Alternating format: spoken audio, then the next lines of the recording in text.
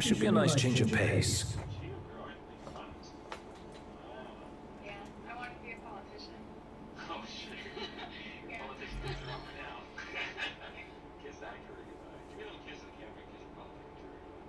Yeah. Hi. It's all good though. Why? Because more pays more than politics. Yeah. And there's no scandal. You get to bang around without scandal.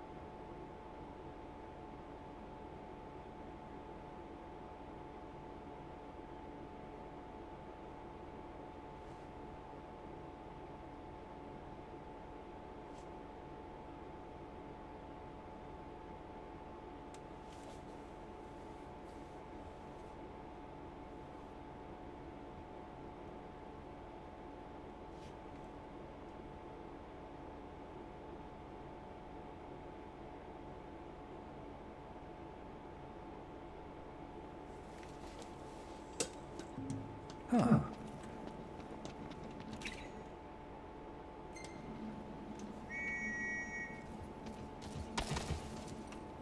Easy now.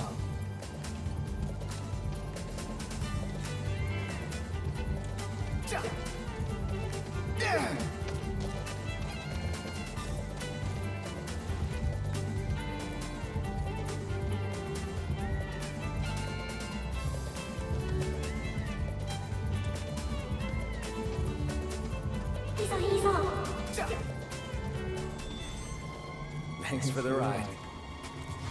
We'll meet again.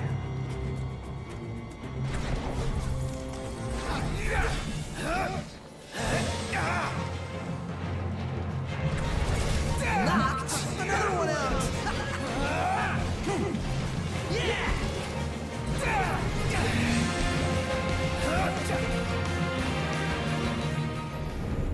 Nothing to it.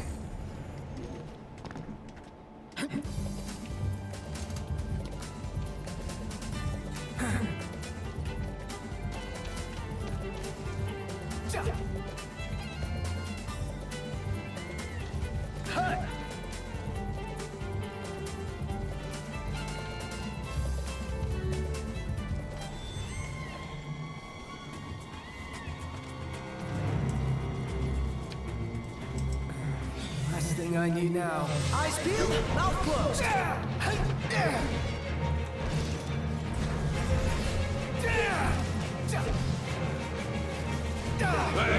where'd you learn that one, huh? You ready?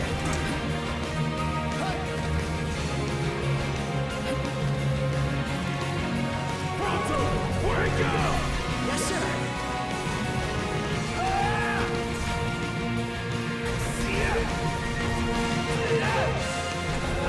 Never miss.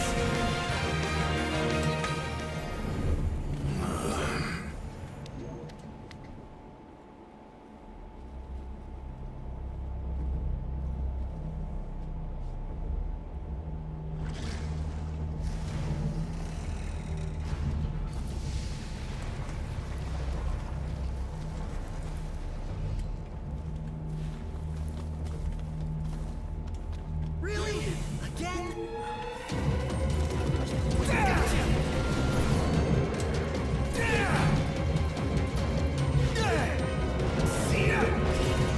Try this.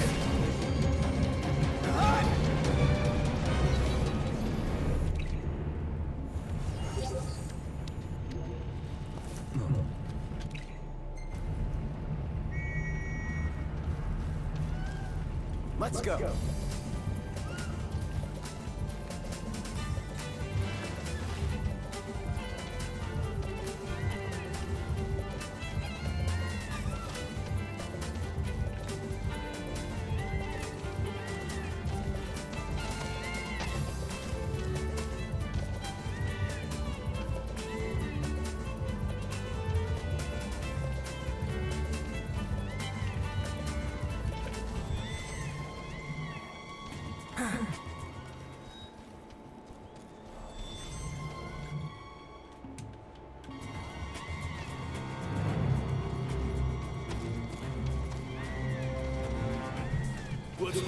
Yeah.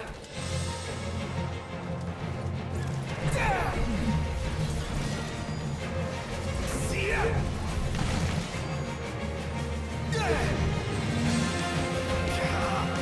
That was embarrassing.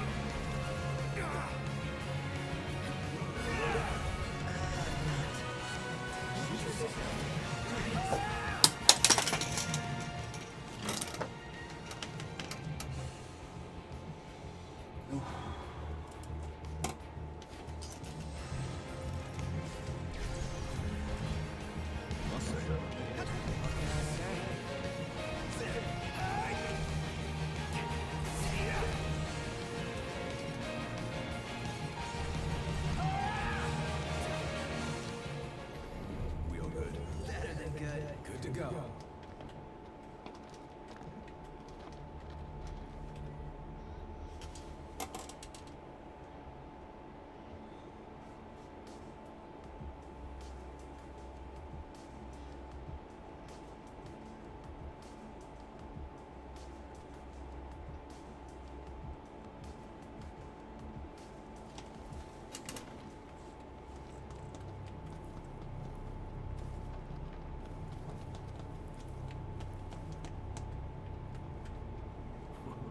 What tarnation? Heard a hot tip said Worried about? you breaking the rule. You got me there. I think it's off limits to official punishments. I reckon it's too late in this case. One of my others headed in with a wolf. If you want. Sorry for the trouble, boys. I'd go myself, but I'm heading back.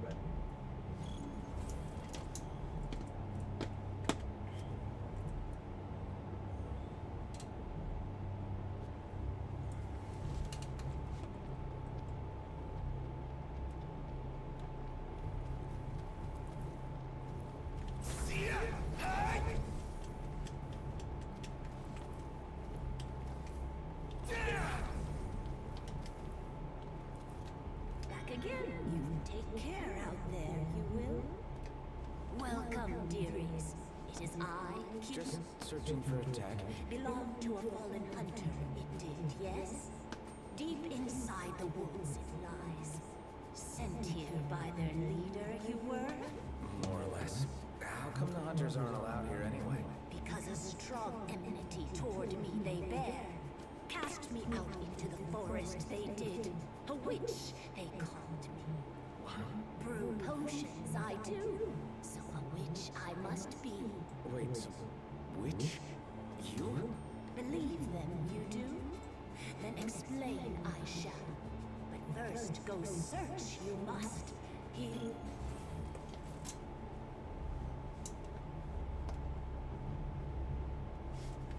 Huh.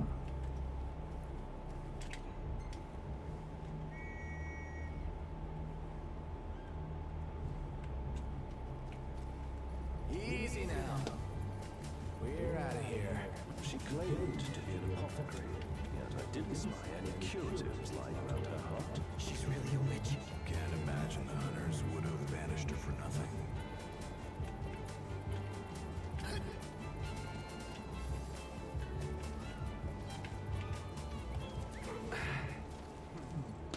Nice riding with you.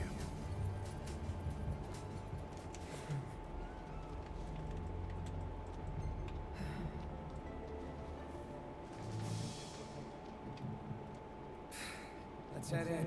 Try not to get lost. You get lost.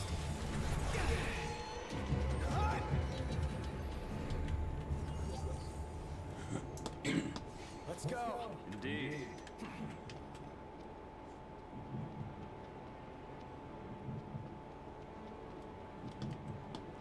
Not a fan of pushing desserts.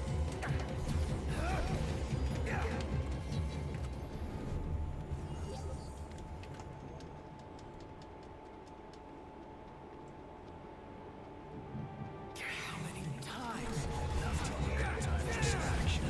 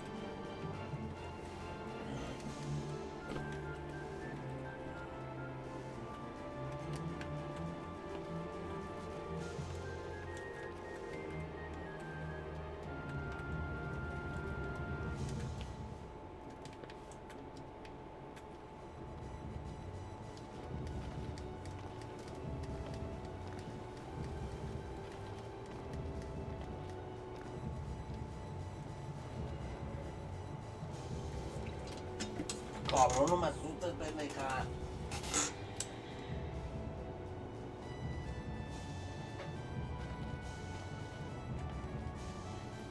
¿Qué pasó? ¿No tienes sueño?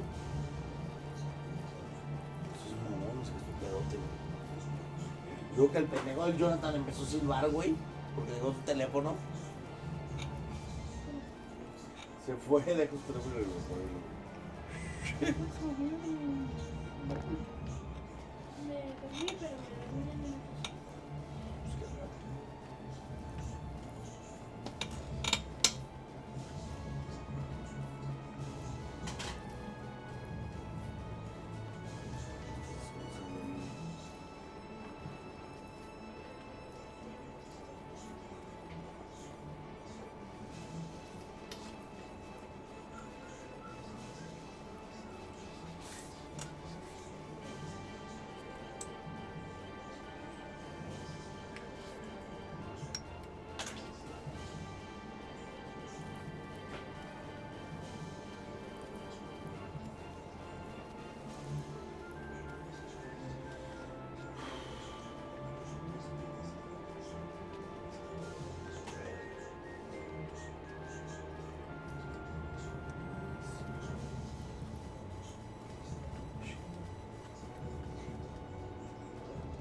All that's left is the delivery.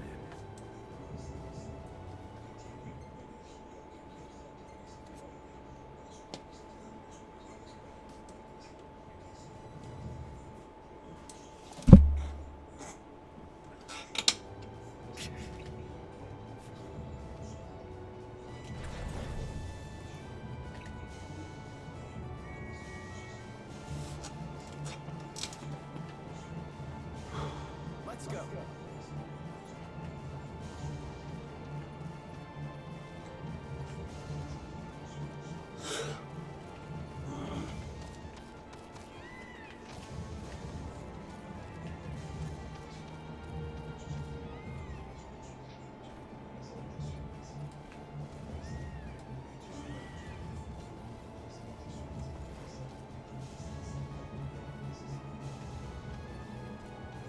Thanks for the ride.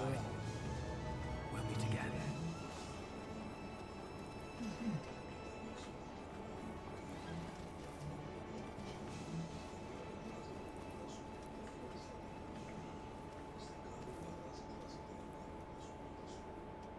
Find that which went missing, you did. Now, to the man that tag you must deliver, and a message I have. Only one true path there is none. Follow not others, but your own heart you must. Got it. So, are you gonna explain? Brew potions I do, but very special they are. Understand them, some do not. So which they call me? What kind of potions? Repel the demons they do. Long ago, healing potions the hunters want. Dangerous my potions are, my sister said. Make them if I must, but alone I shall be. Receive help I shall not. So she made the woods off limits. Terribly cruel it was. But follow, learn. ¿Sí cené? No cené, ¿verdad?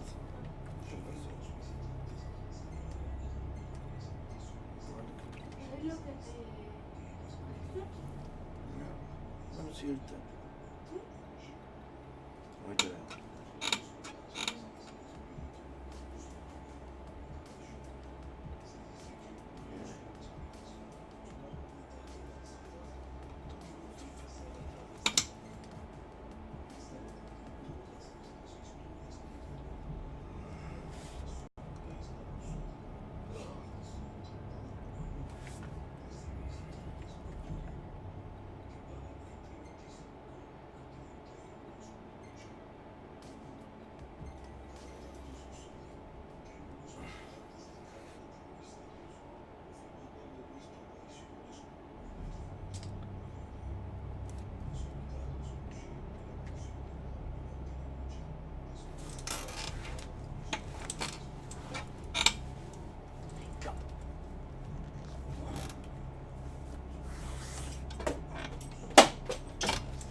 Ah. Estupidez esa cintura. Uf.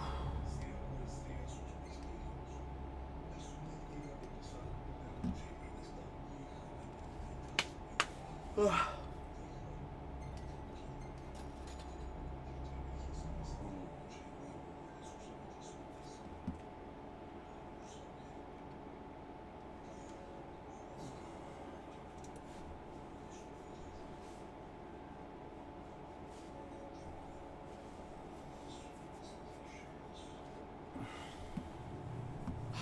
Damn, this place is hot. Just take your shirt off.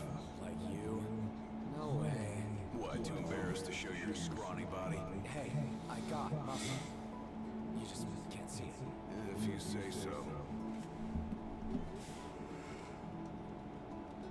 Por Dios.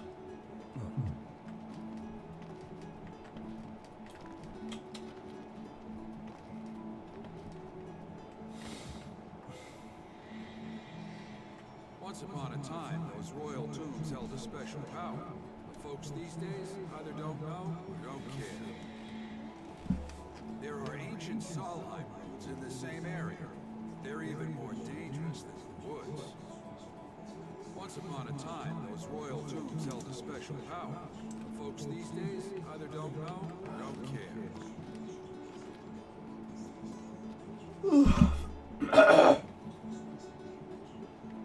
Ay, cabrón.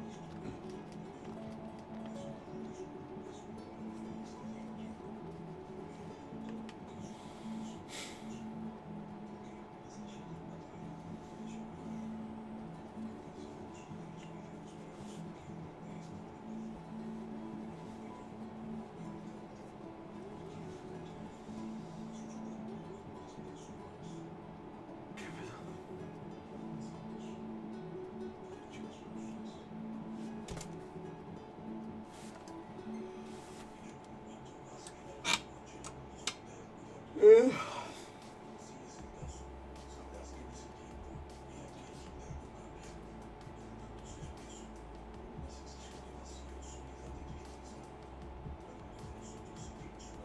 Fuck this shit.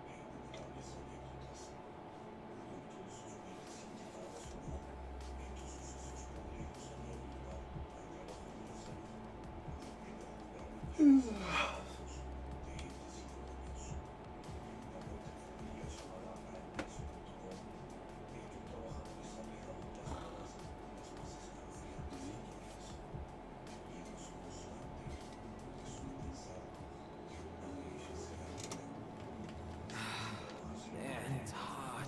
Then lose the jacket.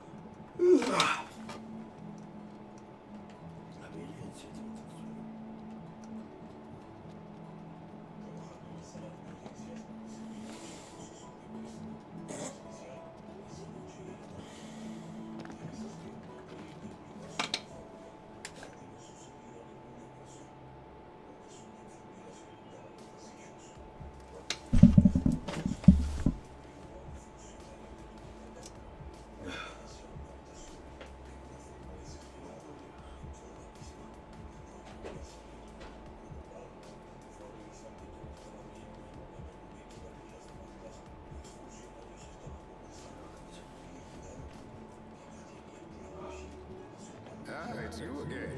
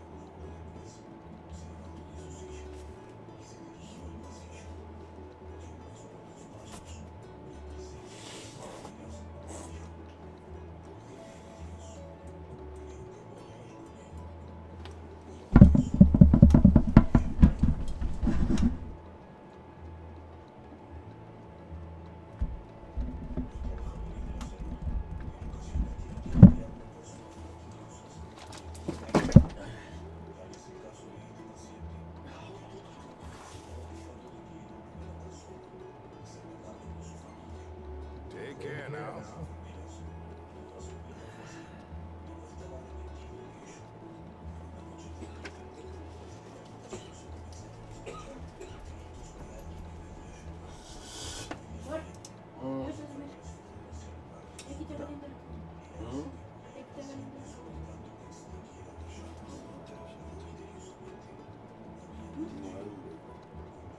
¿Perdón? Diego, ¿no sé que dijiste calientes o no? No, me dijiste que a ver qué. ¿Qué? Me ha de haber quedado dormido entonces. Me he de haber quedado dormido entonces, Bueno. chingado.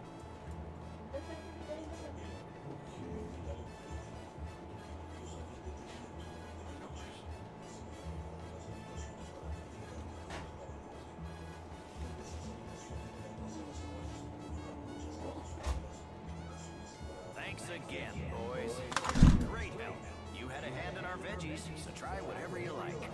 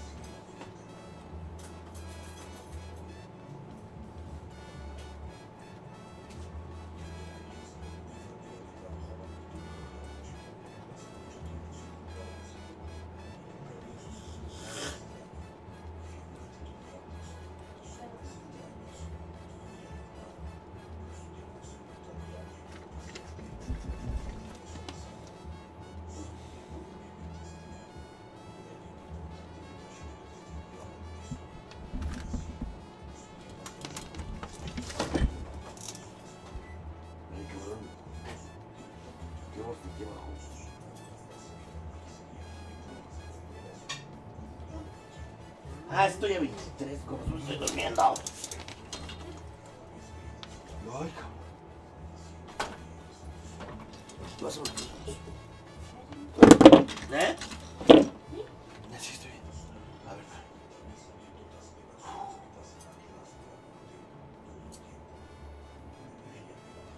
A ver.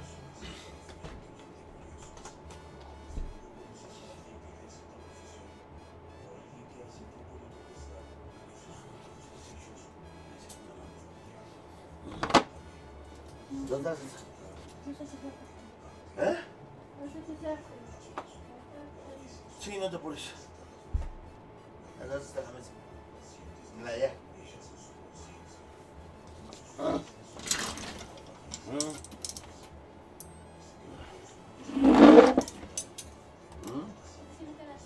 No importa. ¿No tienes habaneros o otra cosa? ¡Verga! Pedí tacos. ¿Qué? ¿En serio? ¿Accidentalmente? No, intencionalmente. ¿Luego? ¿A qué era lo que hiciste? Hace rato, güey, dije a las 2:00 Ya me lo llegan. ¿A las 2? ¿A qué las quieres a las 2? No, había que comer y... Ya viene para acá, güey. ¡Wow! Vaya, estaba bien. Sí estaba débil, güey. Más bien sí estoy débil. Este no es mío, pero... No le hace feo. ¿Qué? No.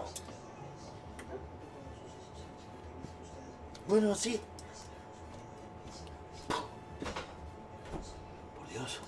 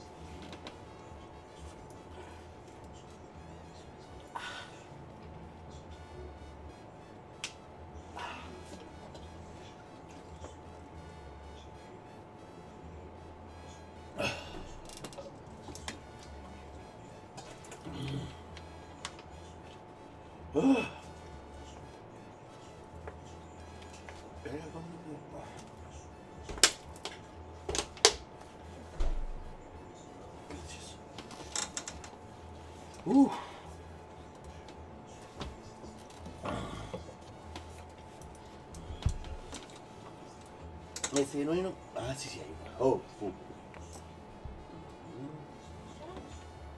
Ya no tarda en llegar los tacos. Curioso. Ricky Gervais had the best joke at the Golden Globes. Oh, I thought you were going to say you killed him. Yeah. Ricky Gervais killed him with that joke. He said, what did he say? What was the joke? You're a friend of his? Well, what was the lead up? He was like, something didn't hang itself, or didn't kill itself, or something like that. That's right. Yes. Everyone got him. Was like, oh, he's like, No, your the friend. movie He's your where friend, somebody right. died at the end. Yeah. It's like he doesn't kill himself at the end of the movie. There's a movie about suicide. He's like, no, he doesn't kill himself at the end of the movie. You know who else didn't kill himself? Epstein. That's right. Talking about a show. Oh, come on, I know you're his friend. How legendary was that whole opening that he did? So Aaron has a theory that like Ricky's just made so much goddamn money that it's basically fuck you money, and he's like, I'm gonna stop. This is like the last time. That was a little joke, but like when you've made it as far as he has, you don't have to rely on Hollywood ever again. I feel like that's kind of where he's at. But it's pretty amazing the way he's doing it, because he's still managing to actually do stuff. Like he's got shows, still. Yeah. And the BBC too. I mean, BBC works for it. There's definitely something to it where like a lot of famous people, or people who are public, have to pander to people who are easily offended. But if you've never even had them to begin with, when they get offended, you're like, well, I didn't lose you. Right. You're just someone who's mad who doesn't like me already. And then the people who still like him are like, well, yeah, I know, he's an asshole, but he's funny. And that's sort of like, that's the sweet spot. You can just be super offensive, and you don't have to worry about it. I thought you were different. Right. Placas están así como dentro de dos semáforos por el lado Quintana. Placas ULW. No, bueno, nada más placas terminación 51A. ¿Ok?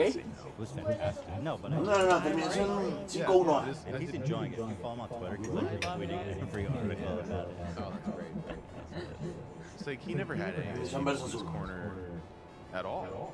And it's sort of like Dave Chappelle, like he can la say verga. great things, but he was never pretending that he was anything, you know, pandering to people who he's offended.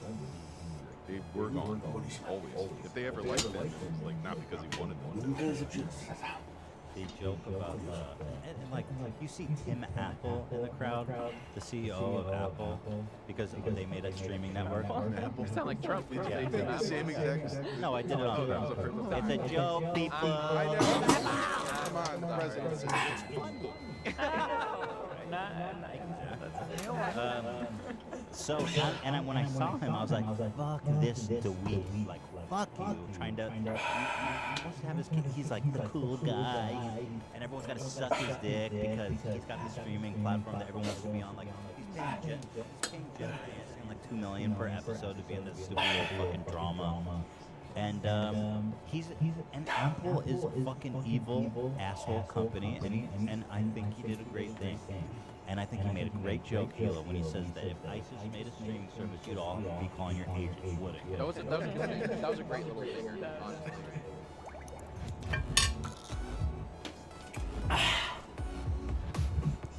I'm feeling very generous today. So therefore, if I laugh, I will donate $1 for every laugh. I know. I'm a giver. Let's try this out. Oh, God, it's gonna be hard because now stop it! Now I genuinely don't want to laugh. Alright. I laughed once. Idiot Felix. Here we go. Come on.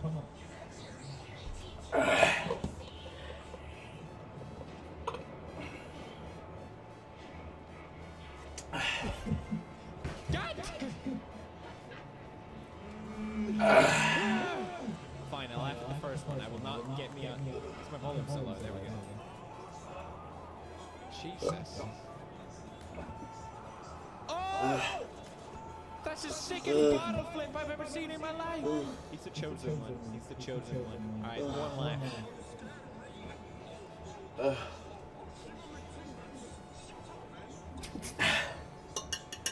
Fine, that was a good one. Fine. $3. How does Mr. Beast do it? How is he still in business? This makes no sense. I'm pretty much gonna break even on this video.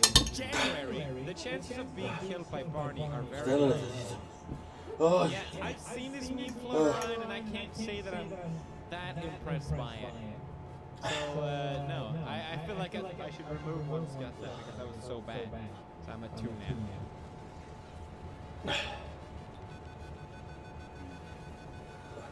now. No, I did not Scott that. Thank God. Task failed successfully.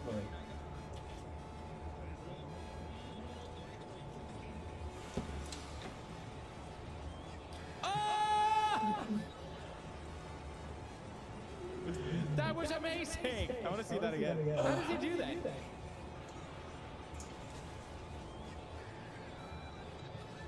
Who's speaking? Who's commentating on this? I feel like that counts as a laugh just because it was so beautiful. We're back in 3. God damn it.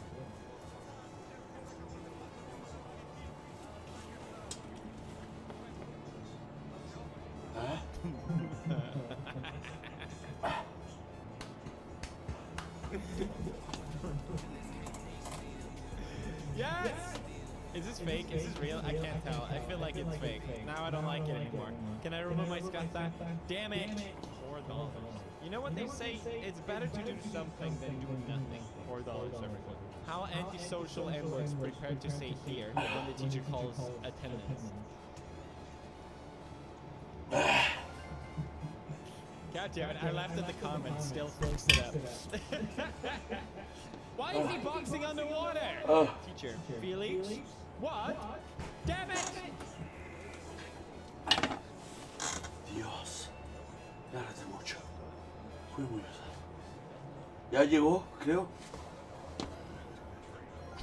Ya llegó. Because it's a good looking tree. Ah, no, todavía no. It's that simple. Todavía no, todavía no. It's a fine looking tree. I would speak to that tree. Don't discriminate tree. I almost marked that. I'm so sorry. I feel like that counts as 2 trees. That was so funny. Oh God, we're gonna get triple digits. I mean double digits. Ya va a llegar, Ya me la brindo. Hey, it's Susan. Oh, Jesucristo. No debí. Oh God, this is gonna get so expensive. Man, I really shot myself in the foot. This is crazy. Oh, I've seen this guy. He just yells, and I don't understand what the. I don't understand. Kumbaya.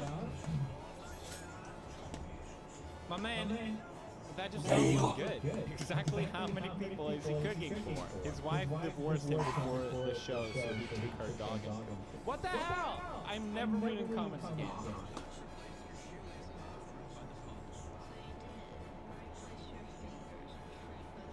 Oh my God.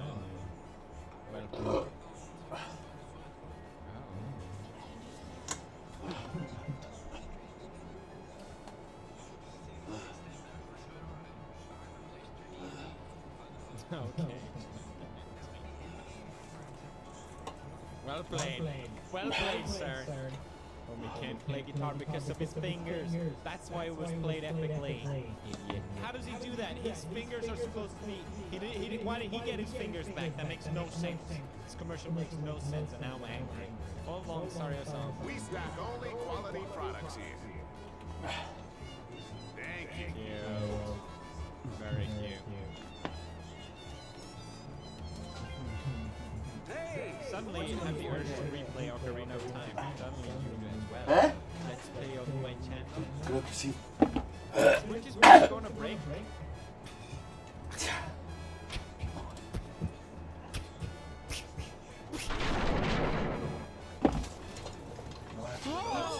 Oh my God!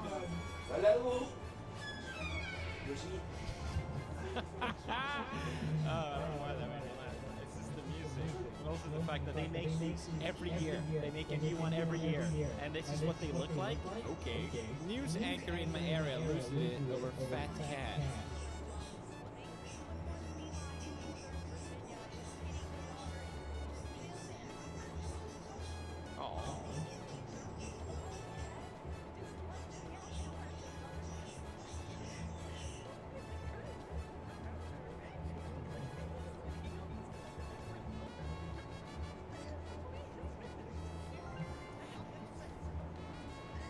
That cat is fat. I can't contain myself. It's too funny. Yeah, it is kind of wholesome, but still. This is humor in America. This is what humor is. Is that one that tickles your timbers? I think so. That will not get my $1 charity money. I don't think so. Inmates went live and someone tried to threaten them with their jail time. This was their response.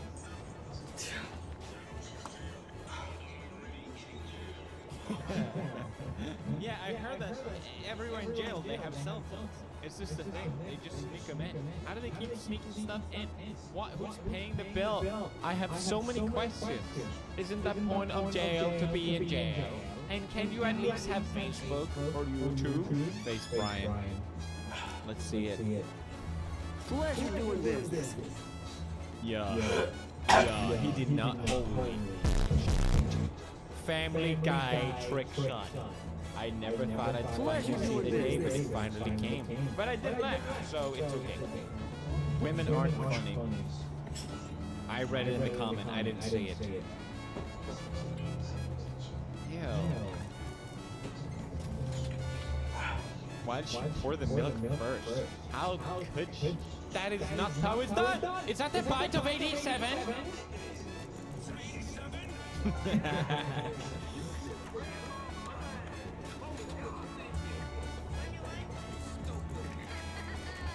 That is the crossover I didn't know I needed, but I absolutely did. My God, that was amazing. I laughed. Do I usually laugh this much? How does it feel being the meme for once? Oh my God, I'm the meme! Hey, hey! Oh my God! So much power! That's a good meme. Well done. I haven't seen you since last meme. Some people can't take a dad joke. It looks like frost, but it's spider season in Australia. Burn the whole country. Oh God. Oh, my bad. Alright, well now we know who did it at least. Now we can stop him from doing it again. If you do win an award tonight, don't use it as a platform to make a political speech, right? Oh, I saw this. Yeah. To the public about anything. You know nothing about the real world. Most of you spend less time in school than Greta Thunberg. So, if you win, right, come up, accept your little award, thank your agent and your card, and Did he just disrespect my queen? How dare you! I feel like this clip was a lot funnier because they showed Tim, what's his name, Tim Cook, Apple CEO's face. There he is, look, he's literally sitting there.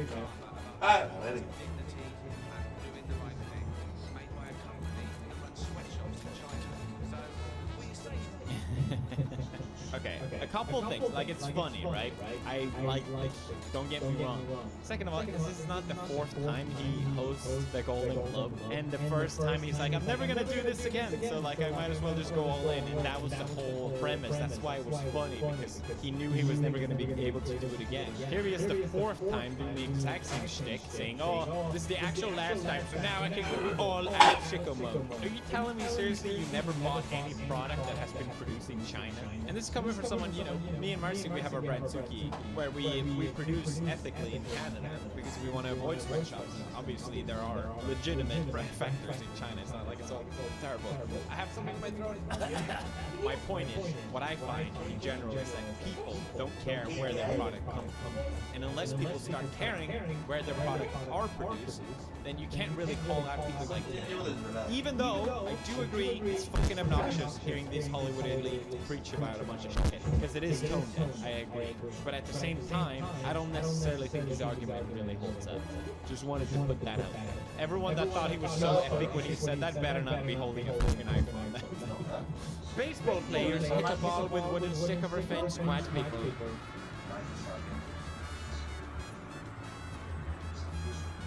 God damn it.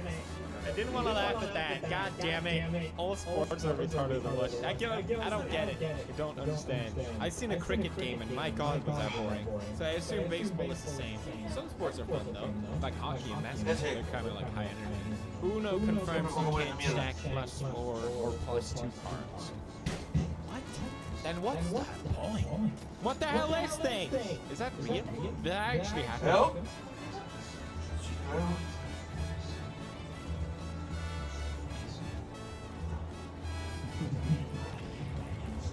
Oh, good meme. Good meme. Good meme. I haven't gotten to that episode yet. I know Bill Burr is in Memoria. I can't wait to watch that. Enter the code to PewDiePie, NordVPN.PewDiePie. You can also watch it, guys. Don't worry.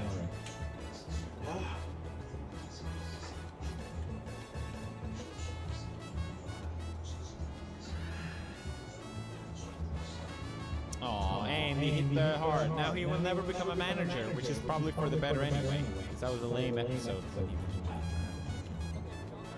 Oh my god, there it is again! Oh, it's a Thanos. Yeah. See you later.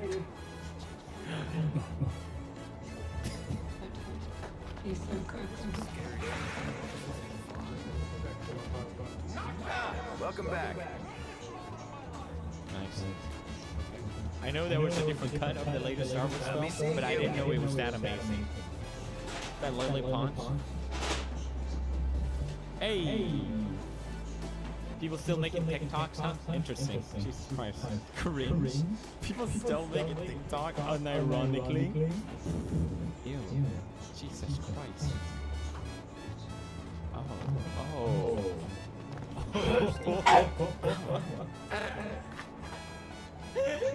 Oh my god, that is amazing. See, I've been to Paris and it's not good. It's not a good place to be. I don't want to go all in. What did Trump say about Paris? Paris is no longer Paris, but it's kind of true. It's gross. Don't mean to disrespect. Alright. Damn, he's good. Hey, if it what isn't a my win. favorite We have a hunter. couple more. Who else? Name's Holly, by the way. Forgot to tell you earlier. Thanks for taking care of those demons. I tell you, that was a real shock Ramen having them ruined show it. up That's at it. the That's all we're doing So today. They shocked, ruined as a matter it. of fact. They ruined I it. did my Ramen back ruined it. Hope you're happy. Smash like, subscribe.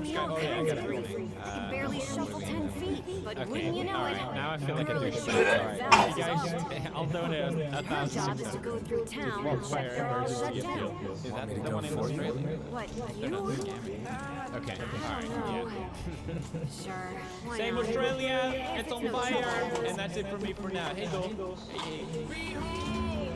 For too long, you have been farting in the darkness. Now, you are entering a new era where you shall craft thy own poop. The hour of fart smells and poop grades is coming. Marcia, Edgar, and Buttons need your help. The time where you will face butt crawlers is almost at hand.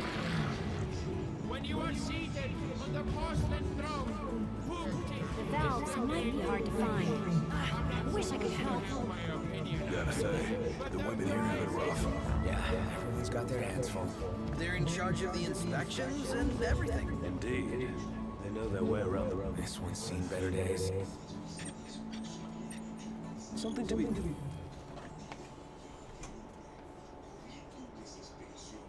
What's up, everyone? That's right. Cringe Tuesdays, bringing it back. I'm Phil. Ricky Gervais had the best joke at the Golden Globes. He goes, Oh, I thought you were saying you killed him. Yeah. Ricky Gervais killed him with that joke. He said, what did he say? What was the joke? You're a friend of his? But what was the lead up? Oh, he was like something didn't hang itself, or, but didn't kill itself. That's right. Yes. Everyone got it. Was like, oh, he's like, No, he's the your movie friend. was He's your somebody right, doesn't right, die right. at the end. Yeah. It's like he doesn't kill himself at the end of the movie. This movie about suicide. He's like, no, he doesn't kill himself at the end of the movie. You know who else didn't kill himself? Epstein. That's right. Talking about a show. Oh, come on, I know you're his friend. Yeah, that's true. That guy was sick. How legendary Pero no me was puedo comer esta cosa. opening Guárdame mi that he disculpa. did? So Aaron has a theory that like Ricky's just made so much goddamn money that it's basically fuck you money, and he's like I'm gonna stop. This is like the last well that was a little joke last time, but like when you've made it as far as he has, you don't have to rely on Hollywood ever again. I feel like that's kind of where he's at. But it's pretty amazing the way he's doing it because he's still managing to actually do stuff. Like he's got Está chido, mira. shows. I'll tell you what. Spiders, they're always ready, aren't they? Spiders, always ready for action. A spider is always ready, like Está bueno, that. güey. Completely ready all the time. I mean, some animals are sometimes ready. You scare a cat, it'll go, ooh, like that, okay? Then it goes back to chill. They're most of the time, they're just on their side, aren't they, cats? Cats are just chill out, head down, all four limbs stretched out in one direction. They're always ready, aren't they? Spiders, always ready for action. A spider is always ready, like that. Completely ready all the time. I mean, some animals are sometimes ready. You scare a cat, it'll go, ooh, like that, okay? Then it goes back to chill. They're most of the time, they're just on their side, aren't they, cats? Cats are just chill out, head down, all four limbs stretched out in one direction. You will never see a spider like that. You will never see a spider just lying on the floor with its head down like that. And all 8 legs just out like that. They're always ready like that. And they're always ready in every direction, like the fucking Matrix. They don't have to go, what was that? They don't have to do it. They've got fucking 10 eyes and 8 legs over the top. They're even ready when you don't think they're ready. You can see an empty web. You go, that spider's not ready. No? Touch the web. What? Touch the web. And it's there. I fucking hate them. 37,000 different species of spider. 37,000 different species of spider. I mean, millions and billions of individuals in each species, okay? And that's just one class. Arachnid, one phylum, Arthropodon. There are many. There could be 5 million species of animal on the Earth. Best guess, right? Minimum, scientists say. There's so many we can't, but 5 million. And that's 1% of all animal species that have ever existed. 99% of all animal species that ever existed are extinct. And that remaining 1% is 5 million strong. Take one of those species, termites. If you were to weigh every termite alive now, it would be 10 times the tonnage of every human being on Earth. And it's statistics like that that make me think that this book isn't totally accurate.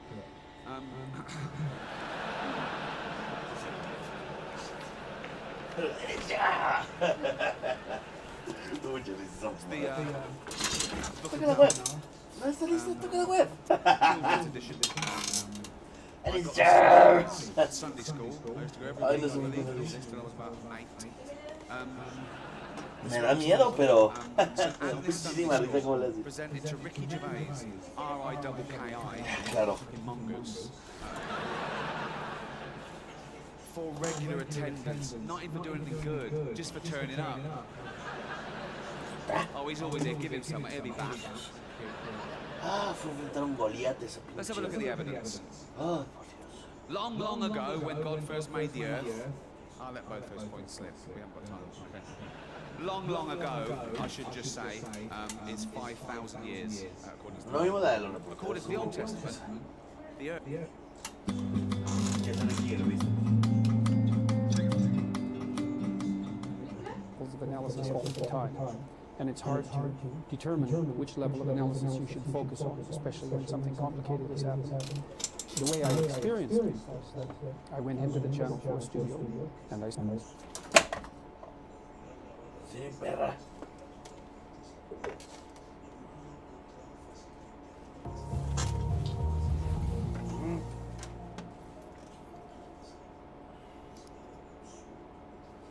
sit on your bed one day and ask yourself, what remarkably stupid things am I doing on a regular basis to absolutely screw up my life?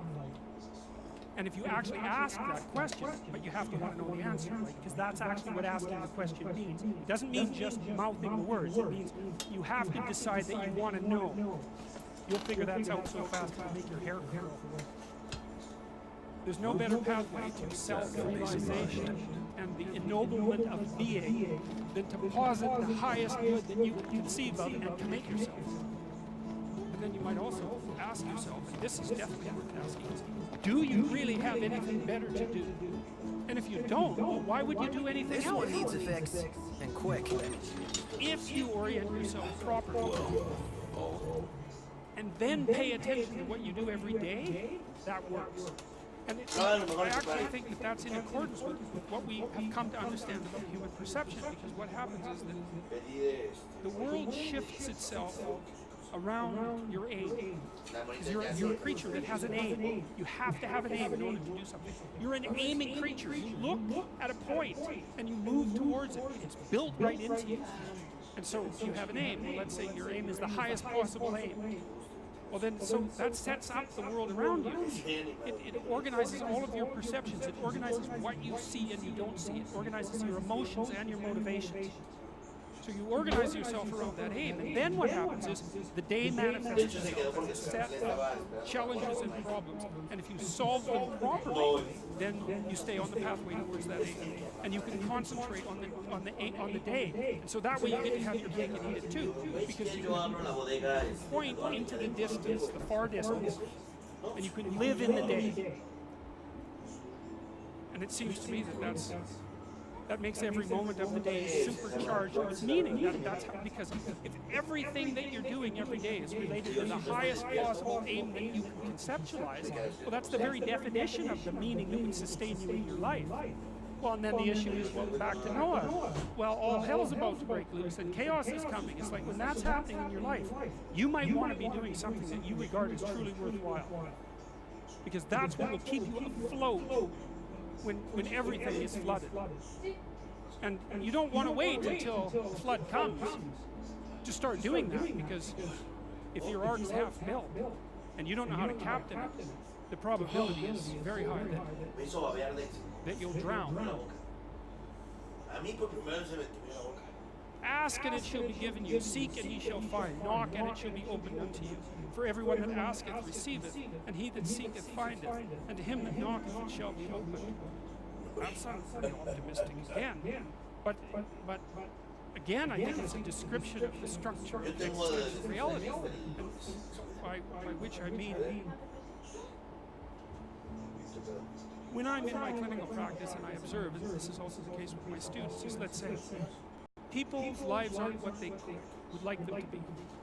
So then you ask them, well, forget about tragedy, catastrophe, because that's self-evident, and we're not going to discuss that. Although the degree to which you bring about your own tragedy is always indeterminate. But I would never say that every terrible thing that is visited on a person is something they deserve. I think that that's a very dangerous presupposition, especially if everyone gets sick and everyone dies. Entender a veces cómo la naturaleza trabaja de But one of the main reasons that people don't get what they want is because they don't actually figure out what it is. And the probability that you're going to get what would be good for you, let's say, which would even be better than what you want. You might be wrong about what you want easily, but maybe you could get what would really be good for you. Well, why don't you? Well, because you don't try. You don't think, okay, here's what I would like to happen. And I don't mean in a way that you manipulate the world to force it to deliver you goods for status or something like that. That isn't what I mean. I mean something like, imagine that you were taking care of yourself like you were someone who actually cared for. And then you thought, okay, I'm caring for this person. I would like things to go as well for them as possible. What would their life have to be like in order for that to be the case? Well, people don't do that. They don't sit down and think, all right, let's figure it out. You've got a life that's hard, obviously. It's like 3 years from now, you can have what you need. You've got to be careful about it. You can't have everything. You can have what would be good for you, but you have to figure out what it is, and then you have to aim at it. Well, my experience with people has been is if they figure out what it is that would be good for them, and then they aim at it, then they get it. And it's strange because they don't necessarily, it's a strange thing. It's not quite that simple because, you know, you may formulate an idea about what would be good for you and then you take 10 steps towards that and you find out that your formulation was a bit off and so you have to reformulate your goal. You know, so you're kind of going like this as you move towards the goal. But a huge part of the reason that people fail is because they don't ever set up the criteria for success.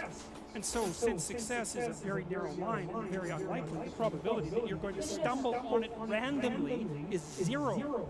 And so there's a proposition here, and the proposition is, if you actually want something, you can have it.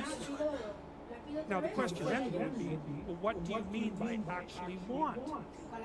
And the answer is that you reorient your life in every possible way to make the probability that that will occur as certain as possible. And that's a sacrificial idea, right? It's like, you don't get everything. Obviously. But maybe you can have what you need. And maybe all you have to do to get it is ask. But asking isn't a whim or today's wish. It's like, you have to be deadly serious about it. You have to think, okay, like I'm taking stock of myself. And if I was going to live properly in the world and I was going to set myself up such that being would justify itself in my estimation, and I don't mean as a harsh judge, exactly what is it that I would aim at? And so the issue is not so much the blindness of others, even though there's as much blindness among others as there is for you. But the issue here, the advice here, the description here is you should be concerned about what's interfering with your own vision first. And you should leave other people the hell alone in relationship to that. And so if your mode of being in the world is, if you would just act better, things would improve for me. Or if you identify the evil and the catastrophe as something that's outside, that someone else needs to fix, or that someone else is responsible for, then you're not going to fix that. And you're going to remain blind to the things that you're doing and not doing that make things not go well. And so it's just better to think, all right, I'm probably blind in many, many ways. And maybe there are some ways that I could rectify that, because it's highly probable that you're blind in all sorts of ways. I mean, in fact, it's virtually certain. And so it's just more useful to think, how is it that I'm wrong in this situation? I'll tell you something that I learned to do when I was arguing with my wife, which happened quite frequently, because when you actually communicate with people, you find out that there's many things that you don't agree on. And that's because you're actually different creatures. And so if you're actually going to have a truthful conversation, then you're going to find out that you don't see things the same way, and then you can either pretend that that's not the case and gloss over it and then end up in a 30-year silent war, or you could have the damn fight when you need to have it and see if you can straighten it out. So now and then we get in a situation where we're at loggerheads, we couldn't move, and you know, it would spiral up into hate speech, let's say. Yeah, everyone laughs because they know they manifest plenty of hate speech towards those they love. So one of the things we learned to do was, when we hit an impasse, was to separate and to go our own ways and to go sit and think, okay, look, we're at this unpleasant situation. We can't figure out how to move forward. I'd always think, of course it's her fault. Obviously it's her fault. At least 95%. But maybe there was something I did that contributed like 5% to.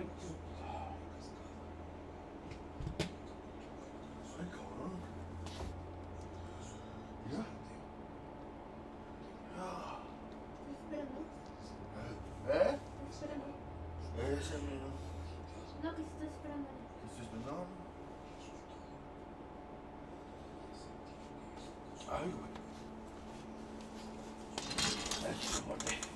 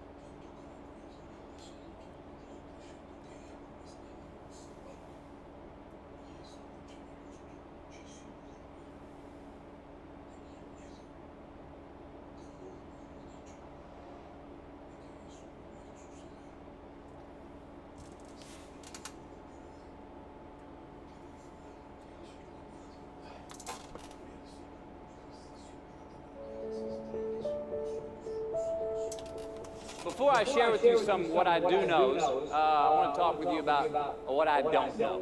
All right, I have two older brothers. One was in high school in the early 1970s, and this was a time when a high school GED got you a job. All right, and the college degree was exemplary. My other brother, Pat, was in high school in the early 80s, and by this time, the GED wasn't enough to guarantee employment. You needed a college degree. And if you got one, you had a pretty good chance of getting the kind of job that you wanted after you graduated. Now me, I graduated high school in 1988 and got my college degree in 1993. And that college degree in 93 did not mean as much. It was not a ticket, it was not a voucher, it was not a free pass go to anything.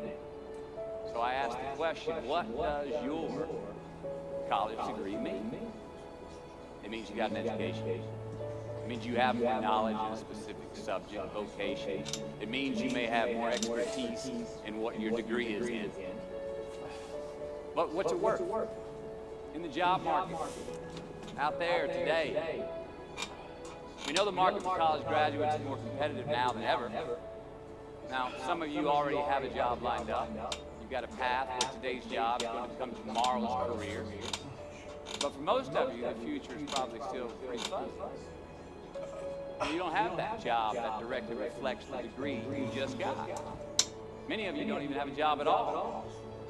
Think about it. You've just completed your scholastic educational curriculum in life, the one that you started when you were 5 years old in kindergarten, up until now, and your future may not be any more clear than it was 5 years ago.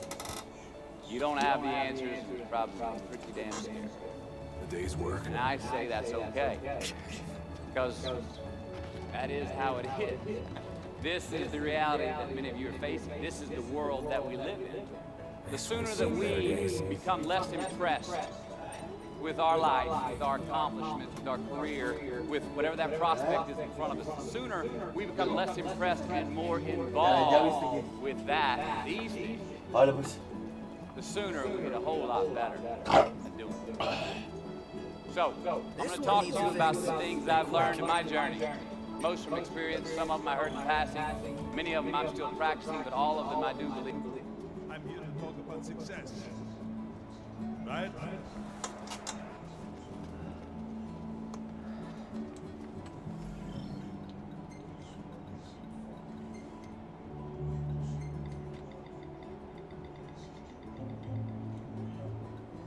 The first rule of success is to have a vision.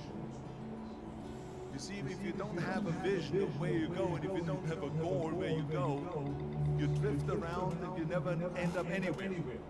It's like you can have the best ship in the world, you can have the best airplane in the world. If the pilot or the captain doesn't know where to go, it would just drift around. It would not end up anywhere, or most likely in the wrong place. Anywhere! So I was very fortunate that I stumbled onto my vision. I mean, as you know, I was born in 1947 in Austria after the Second World War. And I didn't really like Austria when I grew up. I couldn't wait to get out of there. I couldn't see myself becoming a farmer or a worker in a factory or anything like that. Even though my parents wanted me to stay there and have a normal life. My father wanted me to become a police officer like he was. My mother wanted me just to stay there and marry a girl in the name of Heidi, hopefully, and have a bunch of kids and run around like the Ffxv family in the Sound of Music. But that was their vision, not mine. My vision was totally different. I felt that I was born for something special, for something unique, for something big. You know how great it felt that I knew where I was going? Imagine the majority of people don't know where they're going. It's when you have a goal, when you have a vision, everything becomes easy. Because remember that in America, for instance, when you study, you will see the percentage of people that like their jobs. 74% hate their job in America. Now, this is not much different when you come to Europe. The majority of people don't like what they're doing because they're really not doing it because they didn't have a goal and didn't follow this goal. They just aimlessly drift around, and then all of a sudden there's a job opening, so they get their job because you grow. But then when you grow, it's a chore. It's work. It's not fun. So if you think about it, only a quarter of the people really enjoy what they're doing in life. That is unbelievable if you think about it. So I felt so blessed that I knew what I was doing. It's like a medical student that studies and knows he wants to become a doctor. You know where to go. So I knew where to go. So people always ask me, when they saw me in the gym in the pumping iron days, they said, why is it that you're working out so hard? 5 hours a day, 6 hours a day, and you have always a smile on your face. The others are working out just as hard as you do, and they look sour in the face. Why is that? And I told people all the time, I said, because to me, I'm shooting for a goal. In front of me is the Mr. Universe title. So every rep that I do gets me closer to accomplishing that goal, to make this goal, this vision turn into reality. Every single set that I do, every repetition, every weight that I lift will get me a step closer to turn this goal into reality. So I couldn't wait to do another 500-pound squat. I couldn't wait to do another 500-pound bench press. I couldn't wait to do another 2,000 reps of sit-ups. I couldn't wait for the next exercise. For the next half hour of posing and all the kind of things that you have to do to be a champion. And with the age of 20, I went to London and I won the Mr. Universe contest as the youngest Mr. Universe ever. And it was because I had a goal. So let me tell you something, visualizing a goal and going after it makes it fun. You've got to have a purpose no matter what you do in life. You've got to have a purpose. So that's rule number one, have a vision. Rule number two is, don't listen to the naysayers. Don't listen to the naysayers.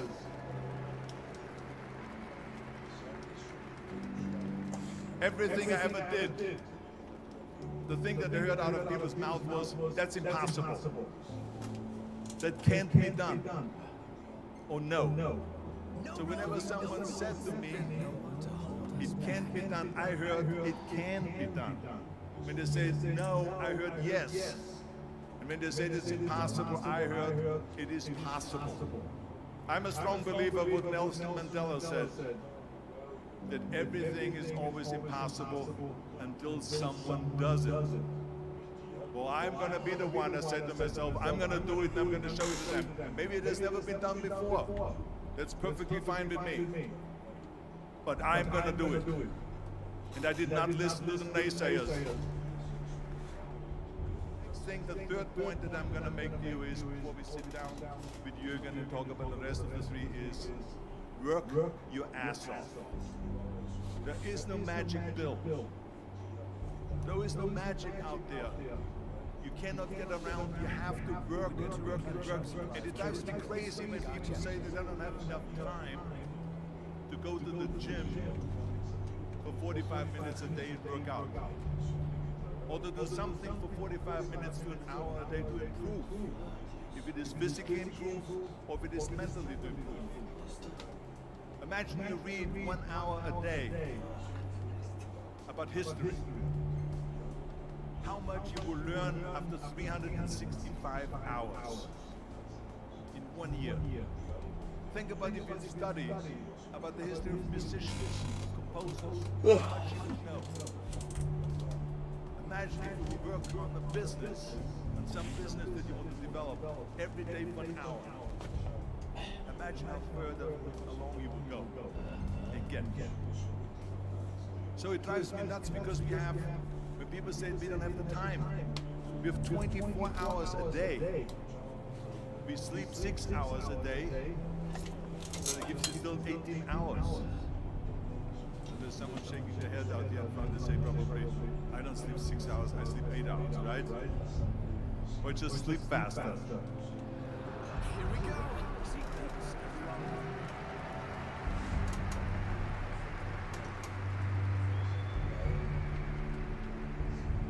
So we have 18 hours a day. The average person works around 8 to 10 hours. So let's assume it's 10 hours, so we have 8 hours left. Then you travel around an hour a day, maybe 2 hours a day. So now you have still 6 hours left. So what do you do with the 6 hours? What do you do with the 6 hours?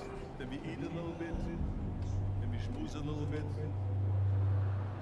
talk a little bit to people and all that stuff. But you can see how much time there is available if you organize your day. So you got to work hard. I mean, let me tell you something. When I went to America, I went to college. I went and worked out 5 hours a day.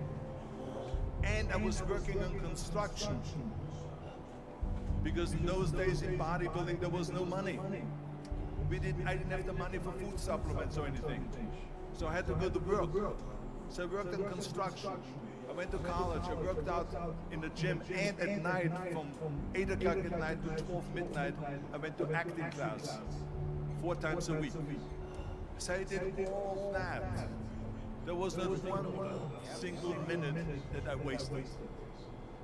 I became very friendly with Muhammad Ali in the 70s. Muhammad Ali worked his butt off, and I saw it firsthand. I remember that there was a sports writer that was there in the gym when he was working out, he was doing sit-ups. And they asked him, how many sit-ups do you do? And he said, I don't start counting until it hurts. Now think about that. He doesn't start counting his sit-ups until he feels pain. That's when he starts counting. That is working hard. And so you can't get around the hard work, it doesn't matter who it is. As a matter of fact, I believe what Ted Turner said, work like hell and advertise.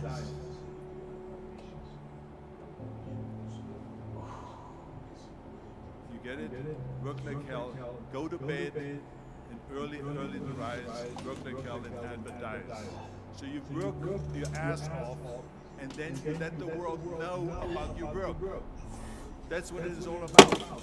Let people know if you have a company, if you have a movie, if you're doing sports. Work your ass off, but then advertise and let everyone know. I hate Plan B. And I tell you why. Because we have so many doubters, as I've said earlier, the no sayers. We have so many of those people that say no and you can't do it, it's impossible. That is okay because we just turn off. As I said earlier, and we listen and we hear the no being a yes, you can't do it, you can't do it, and all of that. So that is possible to do that amongst all the negative people around you. But when you start doubting yourself, that's very dangerous.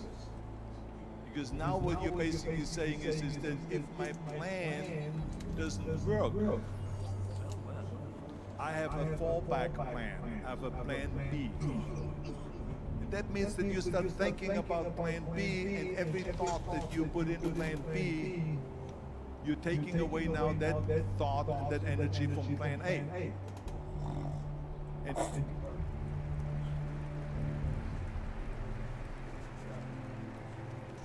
And it's very important to understand that we function better if there is no safety net, because plan B becomes a safety net. It says that if I fail, then I fall and I get picked up and I have something else there that will protect me. And that's not good, because people perform better when there's no safety net. People perform better in sports and everything else if you don't have a plan B. To me, it is very dangerous to have a plan B because you're cutting yourself off from the chance of really succeeding. And the reason, one of the main reasons why people want to have a plan B is because they are worried about failing. What is if I fail, then I don't have anything else? Well, let me tell you something, don't be afraid of failing, because there's nothing wrong with failing. You have to fail in order to climb that ladder. There's no one that doesn't fail. We all fail. It's okay.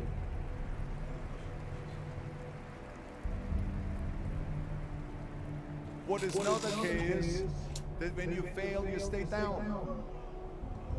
Whoever stays down is a loser. And winners will fail and get up. Fail and get up. Fail and get up. You always get up. That is a winner. That is a winner. Hey, we all lose. We all have losses. This is okay. And this is why I say don't be worried about losing, because when you're afraid of losing, then you get frozen. You get stiff. You're not relaxed. In order to perform well in anything, if it's in boxing or if it is on your job or if you're thinking, it's only happening when you relax. So relax. It's okay to fail. Let's just go all out and give it everything that you got. That's what it is all about. So don't be afraid to fail. This is one of my 6 rules to success. You can only feel complete as a person if you think about what can you do for your fellow member around you that maybe needs help. I felt like that. Everyone has a different motivation why you get into that. I was an immigrant going to America, and I saw how America was the most generous country in the world. I mean, they opened up their arms to me, they helped me, they invited me for Thanksgiving dinner to people. They brought me the bodybuilders in the gym brought me plates to my apartment because I had no plates, I had no silverware, I had no bedware, I had no pillows, I had no blanket, I had no TV, I had no radio, I had nothing. They brought it to my apartment. They helped me. I saw that firsthand, this generosity in America. And I say to myself, as an immigrant that is being raised in dope farms, that I need to go and make sure that I give something back.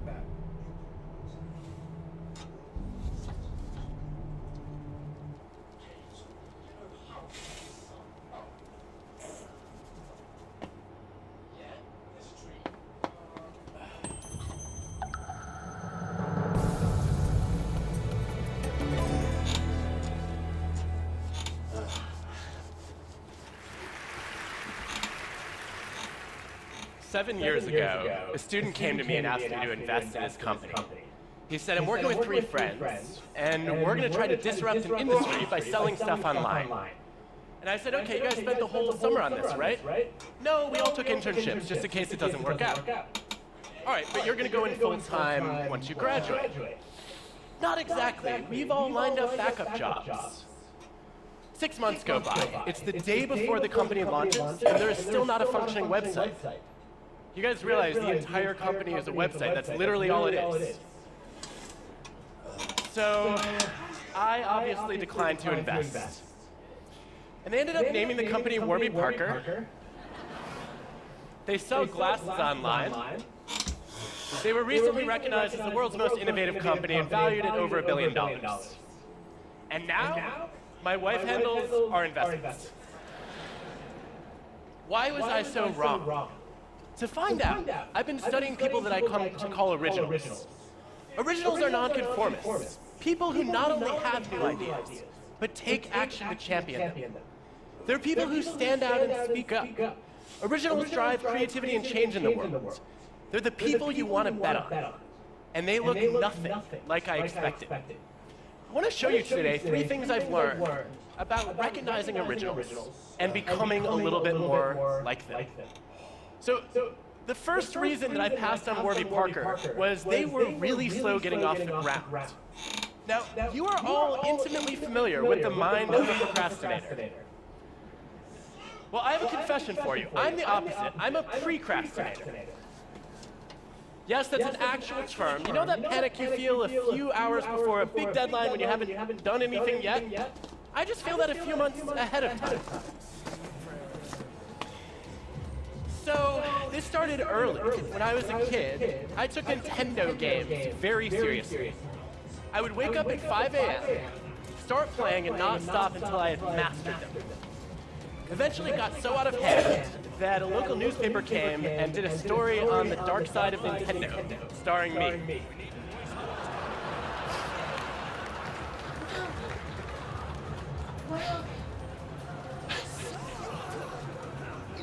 Since then, I've traded hair for teeth.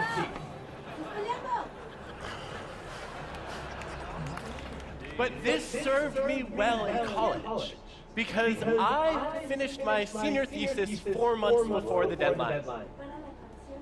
And I was proud of that. Until a few years ago, I had a student named Jiho who came to me and said, I have my most creative ideas when I'm procrastinating. And I was like, that's cute. Where are the 4 papers you owe me? No, she was one of our most creative students, and as an organizational psychologist, this is the kind of idea that I test. So I challenged her to get some data. She goes into a bunch of companies. She has people to fill out surveys about how often they procrastinate. Then she gets their bosses to rate how creative and innovative they are. And sure enough, the precrastinators like me who rush in and do everything early are rated as less creative than people who procrastinate moderately. So I want to know what happens to the chronic procrastinators. She's like, I don't know, they didn't fill out my survey. No, here are our results. You actually do see that the people who wait till the last minute are so busy goofing off that they don't have any new ideas. And on the flip side, the people who race in are in such a frenzy of anxiety that they don't have original thoughts either. There's a sweet spot where originals seem to live. Why is this? Maybe original people just have bad work habits. Maybe procrastinating does not cause creativity. To find out, we designed some experiments. We asked people to generate new business ideas. And then we get independent raters to evaluate how creative and useful they are. And some of them are asked to do the task right away. Others we randomly assign to procrastinate by dangling Minesweeper in front of them for either 5 or 10 minutes. And sure enough, the moderate procrastinators are 16% more creative than the other two groups. Now, Minesweeper is awesome, but it's not the driver of the effect. Because if you play the game first, before you learn about the task, there's no creativity boost. It's only when you're told that you're going to be working on this problem, and then you start procrastinating, but the task is still active in the back of your mind, that you start to incubate. Procrastination gives you time to consider divergent ideas, to think in nonlinear ways, to make unexpected leaps. So just as we were finishing these experiments, I was starting to write a book about originals. And I thought, this is the perfect time to teach myself to procrastinate while writing a chapter on procrastination. So I met a procrastinator. And like any self-respecting procrastinator, I woke up early the next morning and I made a to-do list with steps on how to procrastinate. And then I worked diligently toward my goal of not making progress toward my goal. I started writing the procrastination chapter, and one day, I was halfway through, I literally put it away in mid-sentence for months. It was agony. But when I came back to it, I had all sorts of new ideas. As Aaron Sorkin put it, you call it procrastinating, I call it thinking. And along the way, I discovered that a lot of great originals in history were procrastinators. Take Leonardo da Vinci. He toiled on and off for 16 years on the Mona Lisa. He felt like a failure. He wrote as much in his journal. But some of the diversions he took in optics transformed the way they modeled light and made him into a much better painter. What about Martin Luther King Jr.? The night before the biggest speech of his life, the March on Washington, he was up past 3 a.m. rewriting. He's sitting in the audience waiting for his turn to go on stage, and he is still scribbling notes and crossing out lines. When he gets on stage, 11 minutes in, he leaves his prepared remarks to utter 4 words that change the course of history. I have a dream. That was not in the script. By delaying the task of finalizing the speech until the very last minute, he left himself open to the widest range of possible ideas. And because the text wasn't set in stone, he had freedom to improvise. Procrastinating is a vice when it comes to productivity, but it can be a virtue for creativity. What you see with a lot of great originals is that they are quick to start, but they're slow to finish. And this is what I missed with Warby Parker. When they were dragging their heels for 6 months, I looked at them and said, you know, a lot of other companies are starting to sell glasses online. They missed the first mover advantage. But what I didn't realize was they were spending all that time trying to figure out how to get people to be comfortable ordering glasses online. And it turns out the first mover advantage is mostly a myth.